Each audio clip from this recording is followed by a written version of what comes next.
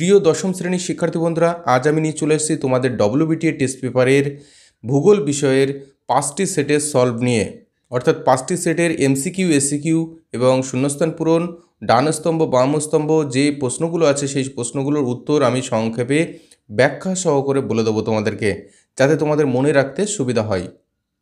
তো বন্ধুরা, জীবনে কিন্তু ধৈর্যের কিন্তু খুব দরকার। একটুখানি ধৈর্য সহকারে যদি তোমরা পুরো ভিডিওটা দেখো, তাহলে আমি আশা করছি ভীষণ ভীষণ ভীষণ তোমরা উপকৃত হবে। এটা আমি চ্যালেঞ্জ দিয়ে বলতে পারি। আর এইভাবে তোমাদের কিন্তু প্র্যাকটিস হওয়াটাও ভীষণ দরকার। তো বন্ধুরা, ধৈর্য সহকারে পুরো ভিডিওটা তোমরা একটু দেখো, তাহলে দেখবে তোমাদের এই ভিডিও দেখতে দেখতেই কিন্তু বাড়িতে পড়াশোনাও হয়ে যাবে এবং অনেকটা প্র্যাকটিসও হয়ে যাবে। তো চলো বন্ধুরা, শুরু করা যাক। বন্ধুরা, এক্ষুনি সাবস্ক্রাইব করো মামুন এক্সক্লুসিভ ইউটিউব চ্যানেলটি আমাদের সমস্ত নোটস, সাজেশন এবং টিপস সবার আগে পাওয়ার জন্য। তো বন্ধুরা, প্রথমে আমরা দেখে নেব সেট নাম্বার 1 থেকে যে এমসিকিউ প্রশ্নগুলো আছে তার উত্তর কী হবে। দেখো, ভূমিভাগের উচ্চতা বৃদ্ধি বা বদ্বীপ গঠন প্রক্রিয়াকে কি বলা হয়? আরোহণ প্রক্রিয়া। যখন গঠন হয় তখন সেটাকে বলা হয় আরোহণ, আর যখন ক্ষয় হয় সেটাকে বলা হয় অবরোহণ। পলল শঙ্কু কোথায় দেখা যায়? পর্বতের পাদদেশে। যে সীমারেখার উপর সারা বছর বরফ জমে থাকে তাকে কি বলা হয়? হিমরেখা বলা হয়। দেখো, হিমবাহের সঞ্চয়ে সৃষ্ট পদার্থসমূহকে একত্রে কি বলা হয়? গ্রাবরেখা বলা হয়। ঠিক আছে। মরু অঞ্চলের শুষ্ক নদী খাতকে কি বলা হয়? ওয়াদি। অর্থাৎ মরুভূমিতে যে নদীগুলো প্রবাহিত হয় তার ফলে কি বলতো শুষ্ক নদীখাতের সৃষ্টি হয়, যেটাকে বলা হয় ওয়াদি। 1956 সালে ভারতের রাজ্য পুনর্গঠনের মূল ভিত্তি কী ছিল? ভাষা। মূল ভিত্তি ছিল ভাষা। মালাবার উপকূলের হ্রদগুলিকে কি বলা হয়? কয়াল বলা হয়। ভাখরা বাঁধটি নির্মিত হয়েছে কোন নদীর উপর? শতদ্রু নদীর উপর।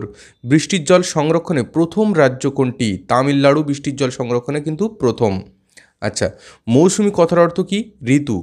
গঙ্গা সমভূমির নবীন পলিমাটিকে কি বলা হয়? খাদার বলা হয়। আর প্রাচীন পলিমাটি হলে সেটা হবে ভাঙর।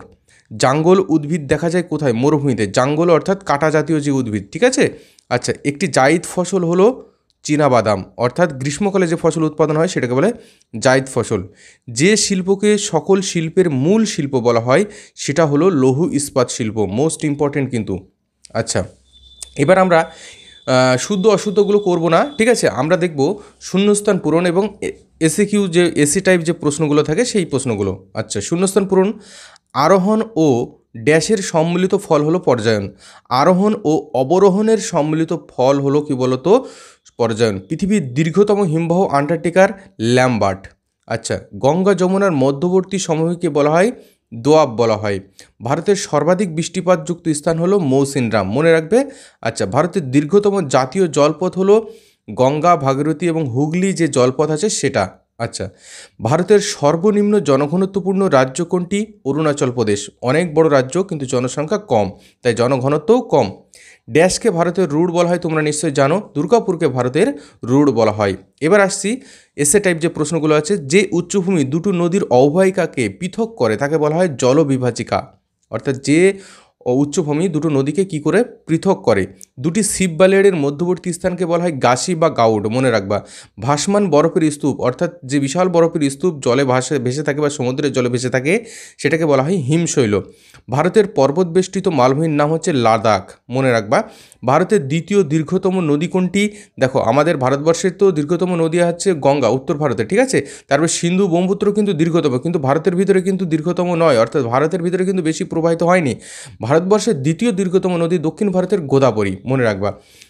কার্পাস চাষের উপযুক্ত মাটির নাম হচ্ছে কৃষ্ণ মৃত্তিকা বা রেগুর মৃত্তিকা, মনে রাখবে। পেট্রোরেশন শিল্পের প্রধান কাঁচামাল কোনটি? পেট্রোলিয়াম শিল্পের প্রধান কাঁচামাল হলো ন্যাপথা। ভারতের বর্তমান জনঘনত্ব কত? 382 জন প্রতি বর্গ কিমিতে। এটা কিন্তু 2011 সালের যে যে আদমশুমারি হয়েছিল সেই অনুসারে, ঠিক আছে। আচ্ছা, এবার হচ্ছে বাম দিক ডান দিক। দেখো, বরদৈশিলা একটা ঝড়, কালবৈশাখী ঝড় বরদৈশিলা। অসমে কালবৈশাখী ঝড়কে বলা হয় বরদৈশিলা। লোকটাক একটা হ্রদ কোথায় অবস্থিত? মণিপুরে অবস্থিত। সিলিকন ভ্যালি বলা হয় বেঙ্গালুরুকে, আর আরব সাগরের রানী বলা হয় কোচি পোর্ট, কোচি বন্দরকে, ঠিক আছে।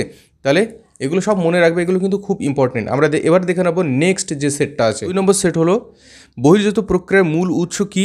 নদী, অর্থাৎ নদীর ফলে বহির্জাত প্রক্রিয়া সবথেকে বেশি সম্পূর্ণ হয়। পশ্চিমবঙ্গের কোন জেলায় স্থানীয় ক্ষয়সীমা আছে? অর্থাৎ দক্ষিণ 24 পরগনায় স্থানীয় ক্ষয়সীমা আছে। লবণ ও চুনযুক্ত শিলায় নদীর প্রধান ক্ষয় পদ্ধতি কোনটি? দ্রবণ ক্ষয়। অর্ধচন্দ্রাকৃতির বালিয়াড়িকে কি বলা হয়? বারখান। আচ্ছা, হিমবাহের ক্ষয়জাত ভূমিরূপ হলো কি বলতো? ইরাটিক। ভারতের বর্তমান কেন্দ্রশাসিত অঞ্চল কতগুলো? 9টি আছে কেন্দ্রশাসিত অঞ্চল। উত্তর পশ্চিম ভারতের গ্রীষ্মকালীন ধূলিঝড়কে কি বলা হয়? আধি বলা হয়। আধি কথার অর্থ হলো অন্ধকার, অর্থাৎ ধুলোঝড় যখন হয় তখন কি বলতো? অন্ধকার হয়ে যায়। মৃত্তিকা সংরক্ষণের পদ্ধতি হলো তোমাদের গালি ও ফালি চাষ। আচ্ছা, বাজরা উৎপাদনের ভারতের প্রথম রাজ্য কোনটি? রাজস্থানে সবথেকে বেশি বাজরা উৎপাদন হয়। একটি বিশুদ্ধ কাঁচামাল হলো কি বলতো? পাট। পাট, কার্পাস, এগুলো হচ্ছে বিশুদ্ধ কাঁচামাল। ভারতের দীর্ঘতম জাতীয় সড়ক কোনটি? NH-44। কিন্তু যদি পরীক্ষায় অপশান থেকে NH-7 সেটা দিলেও কিন্তু ঠিক হবে, অনেক বইতে আপডেট হয়নি NH-44টি। আচ্ছা, মোট জনসংখ্যায় ভারতের পৃথিবীতে দ্বিতীয়। ভারত হচ্ছে পৃথিবীতে দ্বিতীয়। ভারতের সর্বাধিক স্বাক্ষর রাজ্য কোনটি? কেরল, স্বাক্ষর রাজ্য। আচ্ছা, ভারতের উচ্চতম গিরিপথ কোনটি? ডুংরিলা। আচ্ছা, এবার আমরা দেখে নেব শূন্যস্থান পূরণগুলো। দুটি নদীর মিলনস্থলকে কি বলা হয়? সঙ্গম। রসে মতানে ভূমিরূপটি প্রতিবাদ অংশে মসৃণ হয়। প্লেয়ার হ্রদকে আরব মরুভূমিতে বলা হয় শর্টস, ঠিক আছে। নীলগিরি ও পশ্চিমঘাট পর্বতের যে ফাঁক সেটাকে বলা হয় পলঘাট ফাঁক। উৎস মুখে গঙ্গার কী নাম হয়? উৎস মুখে গঙ্গার নাম হয় কিন্তু ভাগীরথী। পশ্চিমবঙ্গের ড্যাশে রেল ইঞ্জিন কারখানা আছে, অর্থাৎ চিত্তরঞ্জনে রেল ইঞ্জিন কারখানা আছে। ড্যাশকে দক্ষিণের গঙ্গা বলা হয়। তুমি যদি দক্ষিণ ভারতের দুটো নদীকে গঙ্গা বলা হয়, একটা গোদাবরী আর একটা হলো কাবেরী। গোদাবরীকে দীর্ঘতম নদী হিসেবে গঙ্গা বলা হয়, আর কাবেরীকে পবিত্র নদী হিসেবে গঙ্গা বলা হয়। আচ্ছা, এবার আসছি 1 নম্বরে যে প্রশ্নগুলো আছে। পৃথিবীর উচ্চতম জলপ্রপাত কোনটি? অ্যাঞ্জেল। জার্মান শব্দ ইনসেলবার্স কথার অর্থ হলো দ্বীপশৈল। ভারত তথা এশিয়ার বৃহত্তম লেগুন কোনটি? চিল্কা হ্রদ। গাঙ্গেয় সমভূমি প্রাচীন পলির মধ্যে দানাযুক্ত মাটিকে বলা হয় কি বলতো? কঙ্কর। ভারতের অরণ্য গবেষণাগার কোথায়? দেরাদুন। খুব ইম্পর্টেন্ট কিন্তু এটা। কেরলে পশ্চাৎ জলাভূমি ও উপহ্রদকে কি বলা হয়? কয়াল বলা হয়। আন্তর্জাতিক ধান গবেষণাগার কোথায় অবস্থিত? ফিলিপাইন্সের ম্যানিলা। এটাও কিন্তু ইম্পর্টেন্ট, মনে রাখবে। আধুনিক শিল্পদানব কাকে বলা হয়? পেট্রোরাসায়নিক শিল্পকে। আচ্ছা, এবার বাম ও ডান স্তম্ভটা দেখে নেব। রয়্যাল এনফিল্ড এটা হলো তোমার চেন্নাই হবে। আচ্ছা, কান্ডালা হচ্ছে কি বলতো? গুজরাটের শুল্কমুক্ত বন্দর। আর ধান দেখা যায় রাজস্থানে, আর কারওয়া মৃত্তিকা দেখা যায় কাশ্মীরে, ঠিক আছে। এবার আমরা সেট নাম্বার 3টা দেখে নেব। প্রথমে চলে আসি সেট নাম্বার 3-র যে MCQ প্রশ্নগুলো আছে। পর্যায়ন প্রক্রিয়া ভূমিরূপকে সর্বাধিক যে তল পর্যন্ত পরিবর্তিত করতে সক্ষম হয় সেটা হলো সমুদ্র জলতল পর্যন্ত। নদীর গতিবেগ দ্বিগুণ বেড়ে গেলে তার বহন ক্ষমতা 64 গুণ বেড়ে যায়। এটা কিন্তু ষষ্ঠ ঘাতের সূত্র, খুব ইম্পর্টেন্ট। বায়ুর অবকর্ষ ক্ষয়ের ফলে সৃষ্ট ভূমিরূপ হলো কি বলতো? গৌর। প্রস্তরময় মরুভূমিকে কি বলা হয়? প্রস্তরময় মরুভূমিকে বলা হয় হামাদা। কাশ্মীর হিমালয়ের বাল্টারও একটি কি বলতো? হিমবাহ। ভারতের নবীনতম রাজ্য সকলে জানে তেলেঙ্গানা। মালনাদ কথার অর্থ হলো পাহাড়ি দেশ। হীরাকুদ নদী পরিকল্পনা যে নদীর উপর অবস্থিত সেটা হলো মহানদীর উপর অবস্থিত। উত্তর পশ্চিম ভারতের গ্রীষ্মকালে যে ধূলিঝড় দেখা যায় সেটাকে পূর্বে বলা হয়েছে আধি। পার্বত্য অঞ্চলের মাটি হলো পর্জল মৃত্তিকা, অর্থাৎ পার্বত্য অঞ্চলে যে মাটি দেখা যায় সেটা হলো পর্জল মাটি। ভারতের চা উৎপাদনে প্রথম স্থান অধিকারী রাজ্য হলো কি বলতো? অসম, আমরা সকলে জানি। এবং সুস্বাদু চা হিসেবে দার্জিলিং। ভারতের সিলিকন ভ্যালি কাকে বলা হয়? বেঙ্গালুরুকে। পূর্বে হয়েছে এটি। হীরক চতুর্ভুজ পরিকল্পনাটা কোন পরিবহনের সাথে যুক্ত? রেলপথের সঙ্গে। আর যদি বলে সোনালী চতুর্ভুজ তাহলে সড়ক পথের সঙ্গে। ভারতের জনসংখ্যা বৃদ্ধির হার ঋণাত্মক ছিল, অর্থাৎ কম ছিল কোন সময়? 1911 থেকে 1921 সাল পর্যন্ত। এবার আমরা শূন্যস্থান পূরণগুলো দেখব। দেখো, অবরোহণের বিপরীত পরীক্ষা হলো আরোহণ। নরওয়ের ড্যাশ পৃথিবীর গভীরতম ফিওর্ড? সোভনে ফিওর্ড, খুব ইম্পর্টেন্ট।